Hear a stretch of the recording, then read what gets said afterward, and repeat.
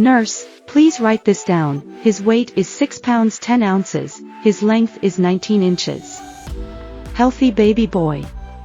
His address is Belmont. Date welcomed into this world, the 26th of November, 1945. His given name is Reginald Andrew Lassalle. He will be called Rex Lassalle.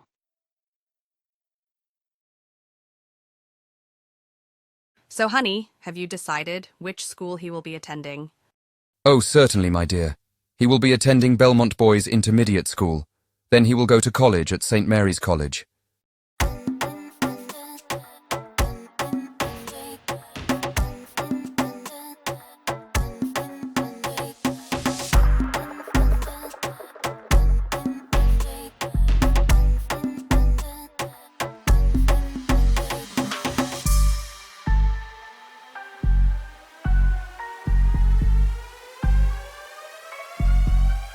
Good evening, this is Trinidad and Tobago breaking news. Reginald Andrew Lassalle, born November 26, 1945, better known as Rex Lassalle, alternative medicine practitioner and former lieutenant in the Trinidad and Tobago Regiment, who was a leader of the April 1970 Army Mutiny in Trinidad as part of the Black Power Revolution, passed away today, February 2025, in Finland where he lived. Lassalle attended the Royal Military Academy Sandhurst from January 1965 to December 1966. Lassalle returned to Trinidad and Tobago where he served as a second lieutenant and later as a lieutenant in the Trinidad and Tobago Regiment. At Sandhurst, Lassalle experienced racism and struggled with the underlying mission to maintain the status quo. He described his experience of being asked to produce a written military appreciation of how to wipe out a Mau Mau enclave as a turning point.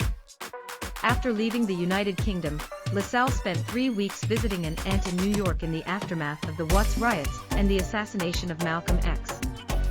While there, he read Frantz Fanon's The Wretched of the Earth, which inspired him to read Fanon's other works. Lassalle described these experiences in Harlem as his finishing school. Amid ongoing unrest, the government of Trinidad and Tobago declared a state of emergency and arrested most of the leadership of the Black Power movement. When the Trinidad and Tobago Regiment was summoned to the capital, Port of Spain to help enforce order, about half of the army, led by Lassalle, Rafiq Shah, and other junior officers, refused to take up arms against the citizenry. Lassalle saw many of the senior officers as incompetent and unconcerned with the welfare of the people soldiers. As Shah later said, he and Lassalle also felt the government no longer commanded a majority of support. Many of the soldiers were drawn from the same urban working-class communities that Black Power movement drew its support from.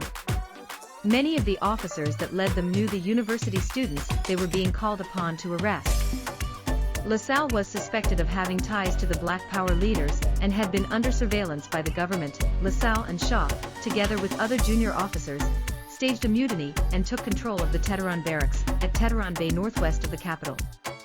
When the mutineers tried to leave Teturan, they were fired upon by the Trinidad and Tobago Coast Guard, and unwilling to engage in a firefight, they returned to base.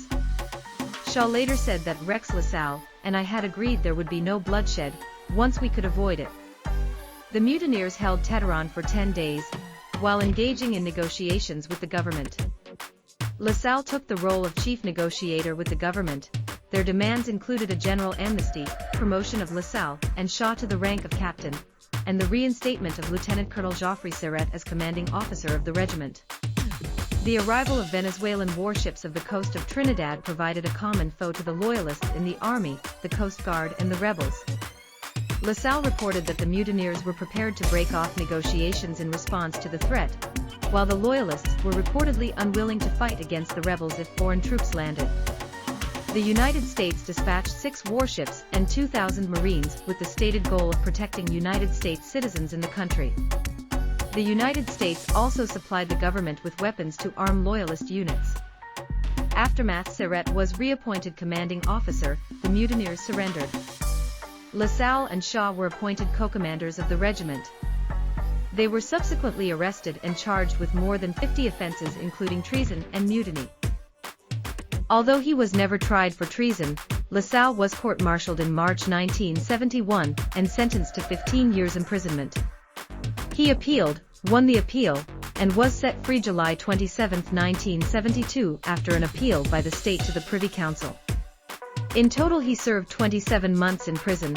Later life Lassalle studied osteopathy, acupuncture, and homeopathy, and other practices of alternative medicine in the United Kingdom, and later settled in Finland.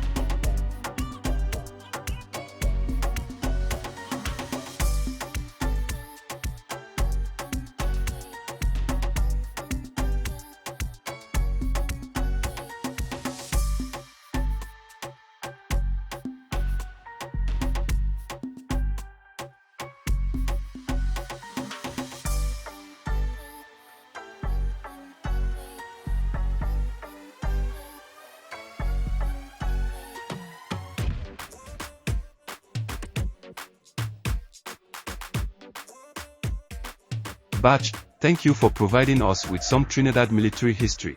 Please subscribe to https://www.youtube.com/@juniorwisflix.